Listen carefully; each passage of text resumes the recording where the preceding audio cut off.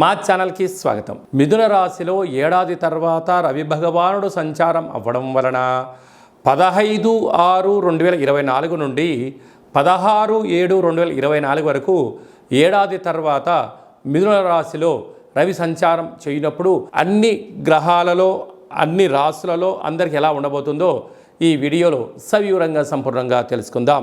మిథున రాశి వారికి ఏడాది తర్వాత రవి భగవానుడు మిథున రాశిలోనే సంచారం చేయడం వలన వృత్తులలో, ఉద్యోగాల్లో, వ్యాపారాలలో స్వల్పమైనటువంటి ఆటంకాలు వచ్చే పరిస్థితి ఉంటుంది. కనుక మౌనంగా ఉండండి, ప్రతి విషయాన్ని పరీక్షించండి. చేసే అన్ని పనులలో ప్రభుత్వపు యొక్క సలహాలు, సూచనలు, ప్రభుత్వపు యొక్క రంగాలలో మీరు పనిచేసేటువంటి వారందరికీ కూడా కొద్దిపాటిగా ఒత్తిడికి గురయ్యే పరిస్థితి ఉంటుంది. అంటే ఎదుటి వ్యక్తులు మిమ్మల్ని ప్రతి చిన్న విషయాన్ని పరీక్షిస్తూ ఉంటారు. మీరు ఎలా రియాక్ట్ అవుతారు? మీరు ధర్మంగా ఉన్నారా, అధర్మంగా ఉన్నారా, మీ మాటకు ప్రతి మాట స్పందన ఏంటి అనుకుంటూ ఉంటారు. అయితే స్వామి వివేకానంద గారు కూడా చెప్తుంటారు, ఎవరు ఏదైనా అన్నా నీ పైన వేసిన రాయినైనా పుష్పాన్నైనా దారిని పైన మీరు నించొని ఉండండి. వేసిన వారు అక్కడే ఉంటారు, వేయించుకున్నవారు మీరు ఎక్కడో ఉంటారు. కనుక అన్న ప్రతి మాటకు మీరు రియాక్ట్ అవ్వకుండా మౌనంగా ఉండండి. అలాగనే సేవా రంగాలు, రాజకీయాలు, స్వయం వృత్తులు, గృహ భవన నిర్మాణ కార్యక్రమాలు చేసేటువంటి వారికి ఇది స్వల్పమైనటువంటి ఇబ్బంది అనిపించను కాలం ఎల్లదీయండి. మిథున రాశిలో రవి భగవానుడు సంచారం చేయనప్పుడు ఇంకనూ స్వామివారి యొక్క ఆశీస్సులు మనకు అద్భుతమైన విజయాలు, ఫలితాలు కలిగించగలగాలి అన్నట్లయితే ప్రతి ఆదివారం పూట ఉదయం 6 నుండి 7 గంటల వరకు రవిహోర జరుగుతూ ఉంటుంది. అలాగా నెల పొడవునా ఆ సమయంలో రవిహోర కాల సమయంలో ఎలాంటి విధి విధానాలు పాటించాలన్నట్లయితే ఎరుపు వస్త్రాలు ధరింపచేయడం, గోధుమలతో కూడుకున్న ఆహారాన్ని భుజించడం, ఆవులకు, కుక్కలకు, సాధు సంతులకు గోధుమ రొట్టెలను దానం చేయడం వలన మంచి ఫలితం కలుగుతుంది అని చెప్పి గమనించాలి. అలాగనే ఇంకనూ మనం విజయం సాధించగలగాలి అన్నట్లయితే ఈ యొక్క పాత్ర కంచు పాత్ర అంటారు. ఇక్కడ రాసులు 12 ఎలా ఉంటాయో 12 రాసులను అచ్చు వేయడం జరుగుతుంది. ఈ యొక్క పాత్రను మనం ఇంట్లో ఉంచుకొని ఎలాంటి విధానాలు పాటించాలో సంపూర్ణంగా తెలుసుకుందాం. ఇలా ఒక్కసారి శబ్దం చేయగానే ఓం అనేటువంటి శబ్దం రావడం ప్రారంభిస్తుంది. ఒకసారి చూడండి.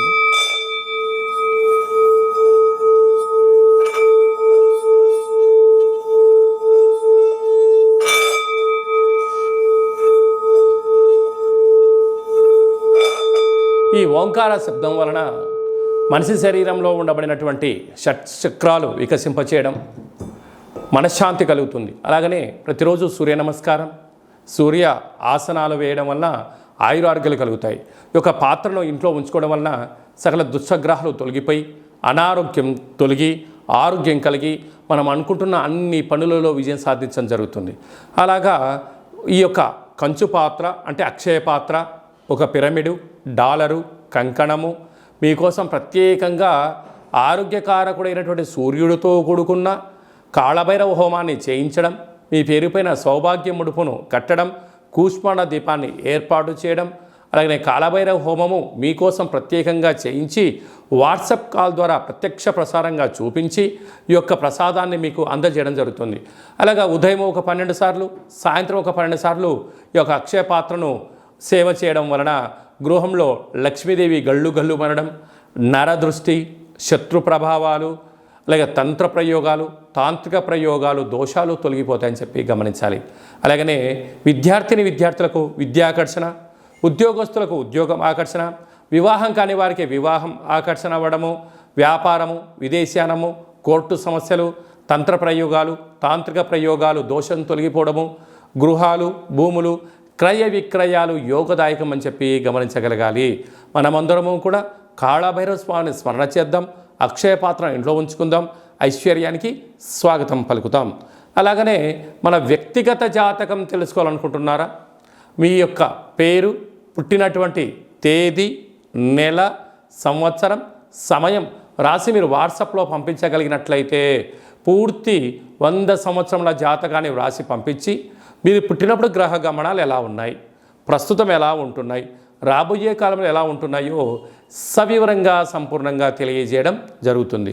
అలాగే చాలామందికి పుట్టినటువంటి కాల సమయంలో డేటా ఆఫ్ బర్త్లు లేనటువంటి కారణం వలన మీ పేరు యొక్క మొదటి అక్షరాన్ని అనుసరిస్తూ రాశిని తెలియచేస్తూ అలాగనే కాళభైరవ ఉపాసన చేత భూత భవిష్యత్ వర్తమానాన్ని తెలియచేస్తూ గవళ ద్వారా జ్యోతిష్యం చెప్పబడడం జరుగుతుంది.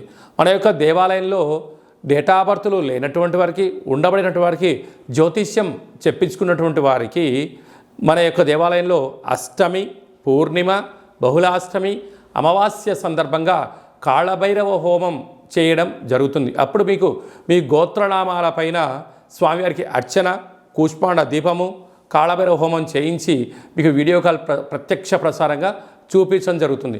కనుక మనమందరము కూడా కాళభైరవ స్వామిని స్మరిద్దాం, ధ్యానిద్దాం, కష్టాలకు స్వస్తి పలుకుదాం, సంచిత కర్మ, ప్రారబ్ధ కర్మ, ఆగమిక కర్మలను నివారించుకుందామని చెప్పి గమనించాలి.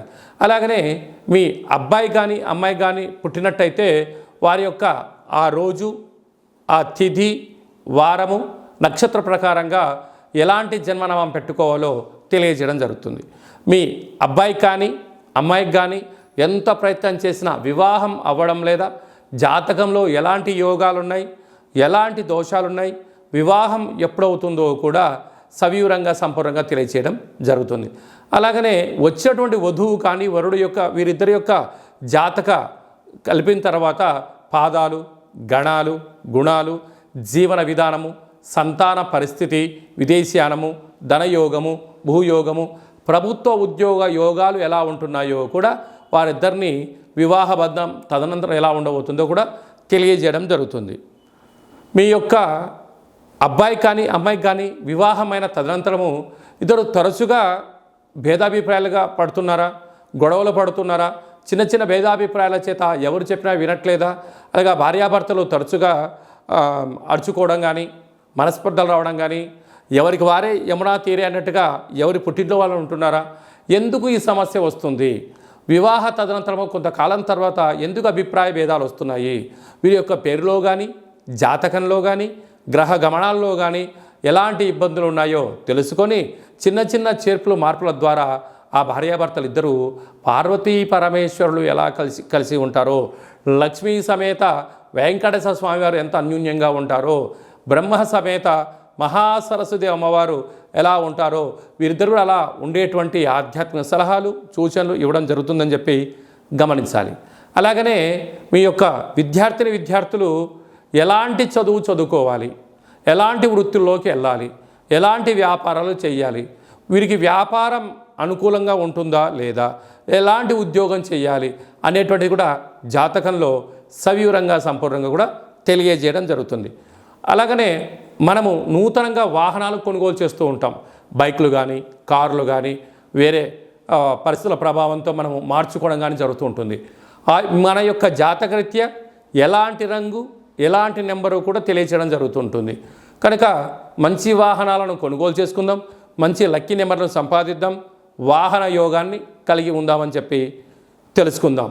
అలాగనే చాలామందికి మీ యొక్క జాతకంలో ఏం జరుగుతుంది, జాతకాన్ని నేర్చుకుంటే ఎలా ఉంటుంది, కాళభైరవ ఉపాసన ఎలా చేయాలి, అష్టమి రోజు ఎలాంటి కూష్మాండ దీపాన్ని పెట్టాలి, కాళభైరవ స్వామివారి యొక్క ఆశీస్సులు ఎలా పొందాలి అనుకుంటున్న వారందరికీ కూడా మన యొక్క దేవాలయంలో కాళభైరవ మంత్ర ఉపదేశం చేయడం జరుగుతుంది. కనుక మనమందరం కూడా కలియుగ కాలంలో నామ ఇతి మంత్రియత అంటే నామాన్ని స్మరించడం వలన, కాళభైరవ స్వామివారి స్మరణ చేయడం వలన అష్ట కష్టాలు తొలగి అష్ట ఐశ్వర్య ప్రాప్తి కలుగుతుందని చెప్పి గమనించాలి. కనుక మనమందరము కూడా వీలైనంత వరకు కాళభైరవ స్వామిని స్మరణ చేద్దాం, దీపం పెట్టుకుందాం, సౌభాగ్యముడు కట్టుకుందాం, మనిషి యొక్క జీవితంలో అద్భుతమైన ఐశ్వర్యాన్ని పొందుదామని చెప్పి గమనించాలి. అందరికీ సూర్య భగవానుడి యొక్క ఆశీస్సులు ఉండాలని కోరుకుంటూ ఆశీర్వచనం. ఓం శతమానం భవతి శతాయు పురుష సతేంద్రియ ఆయుష్యేవేంద్రియే ప్రతితిష్టతి ధనం ధాన్యం బహుపుత్రలాభం శత సంవత్సరం దీర్ఘమాయు. సర్వే జనా సుఖినో భవంతు. లోకా సమస్తా సుఖినో భవంతు. సర్వం సూర్యనారాయణార్పణమస్తు. ఈ వీడియో మీకు నచ్చినట్టయితే లైక్ చేయండి, షేర్ చేయండి, మా ఛానల్ని సబ్స్క్రైబ్ చేసుకోండి.